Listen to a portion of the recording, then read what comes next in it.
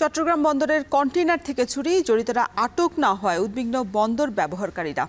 এ নিয়ে এখন জনপদে থাকছে বিস্তারিত। তবে শুরুতেই জানাবো অবৈধ স্থাপনা উচ্ছেদ অভিযান প্রসঙ্গ। বরিশালের রূপাদলী বাস টার্মিনাল এলাকায় অবৈধ স্থাপনা উচ্ছেদে অভিযান চালাচ্ছে সড়ক এবং জনপদ অধিদপ্তর। সেখান থেকে এই মুহূর্তে যুক্ত হচ্ছেন সহকর্মী ফেরদৌস সোহাগ। সোহাগ, জানাবেন যে এখন পর্যন্ত কি পরিমাণে অবৈধ স্থাপনা উচ্ছেদ করা হয়েছে আর স্থানীয়দের প্রতিক্রিয়া কি? আপনাকে ধন্যবাদ। ঠিক সকাল 9:45টার দিকে শুরু হয় উচ্ছেদ অভিযান। তারপর এখানে অসংখ্য মানুষের ভিড় হয়ে যায়। উচ্ছেদে হালকা কিছু বাধাও আসে, কিন্তু যারা উচ্ছেদ করেছে তারা কিন্তু এই বাধা অতিক্রম করে তাদের কাজটি চালিয়ে গেছে। তো যে দোকানগুলো উচ্ছেদ করা হয়েছে, দোকানের সংখ্যা সুনির্দিষ্টভাবে বলা একটু কঠিন। একজন এক তথ্য দিচ্ছে। কেউ বলছে 22টি, কেউ বলছে 25টি, কেউ বলছে 30টি। তো যদি 30টিও হয়ে থাকে তাহলে মানে ব্যাপক এক ধরনের বড় বেশ পরিমাণের টাকার যারা এই উচ্ছেদ অভিযানের যারা এখানে ছিলেন তাদের দোকানপাট এবং রেস্টুরেন্ট ছিল। যেমন আমি একটু বলি, এখানে ভোজন বিলাস নামে একটি রেস্টুরেন্ট ছিল। সেই রেস্টুরেন্টের কিছুদিন আগেও 50 লক্ষ টাকা ইনভেস্ট করা হয়েছে এবং মোট ইনভেস্টের পরিমাণ ছিল 1.25 কোটি টাকা। একটু জানিয়ে রাখি যে কিভাবে এই ঘটনার সূত্রপাত।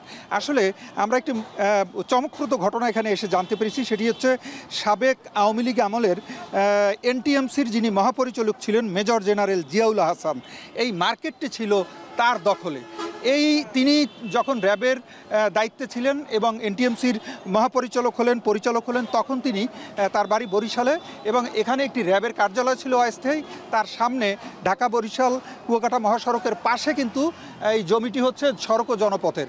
এবং মেজর জেনারেল জিয়াউল হাসান যেটি করেছেন, কামরুল ইসলাম নামে একজন জওয়ানকে দিয়ে এই ব্যবসাটি পরিচালনা করেছেন। এখানে যদি 30টি দোকান থেকে থাকে, স্টল থেকে থাকে, প্রত্যেকের কাছ থেকে 5 লক্ষ, 6 লক্ষ, 7 লক্ষ টাকা করে নিয়েছেন। 10 বছর ব্যবসা করেছেন। 2 লক্ষ টাকা করে প্রতি মাসে নাকি ভাড়া উঠত। সেই হিসাবে একজন হিসাব করে আমাকে বললেন, গত 10 বছরে 8 থেকে 10 কোটি টাকা মেজর এনটিএমসির মহাপরিচালক মেজর জেনারেল জিয়াউল হাসান তিনি এখান থেকে আয় করেছেন বলে দাবি করা হচ্ছে। এখন যারা ক্ষতিগ্রস্ত হয়েছেন তারা কি করে তিনি এটি নিলেন, ক্ষমতার ব্যবহার করে এমনটি বলা হচ্ছে। তিনি যখন র্যাবের দায়িত্বে ছিলেন, বরিশাল র্যাবে যারা ছিল তাদেরকে দিয়ে এই কাজটি করিয়েছেন। এখানে জোর করে সড়ক ও জনপদ অধিদপ্তরের যে জায়গা সেটি দখল করে তিনি তার ক্ষমতা অপপ্রয়োগ করে কিন্তু বরিশালে এই স্টলগুলো করেছিলেন। আজকে তার ভুক্তভোগী হচ্ছে সাধারণ মানুষ বা সাধারণ ব্যবসায়ীরা, এবং তারা এর প্রতিকার চায়। তারা যে ক্ষতিগ্রস্ত হয়েছে, এখন এই মেজর জিয়ার সাথের যে জিয়াউল হাসানের সাথে এনটিএমসি সাবেক মহাপরিচালক যিনি, তার সাথে সেই কামরুল ইসলাম, তার ফোন বন্ধ রয়েছে, সে কোথায় আছে কেউ জানে না। এবং বর্তমানের যে পরিস্থিতি, পথে বসে থাকার মতো অবস্থা এখানকার ব্যবসায়ীদের। এই যে টাকাগুলো তাদের ক্ষতি হয়েছে, সেই এনটিএমসির মহাপরিচালক সাবেক যিনি মেজর জিয়াউল হাসান, তার কাছ থেকে তারা টাকাটি চান এবং ক্ষতিপূরণ চান, এবং এই ধরনের ঘটনা যেন না ঘটে। এবং তিনি যে অবৈধভাবে সরকারি জমি দখল করে রেখেছিলেন এবং এ দিয়ে ব্যবসা করেছেন একজন সরকারি কর্মকর্তা হয়ে, এই বিষয়টিকে সামনে এনে তার বিচার দাবি করেছেন এখানকার যারা স্থানীয় ব্যবসায়ী রয়েছেন, সাধারণ মানুষ রয়েছেন।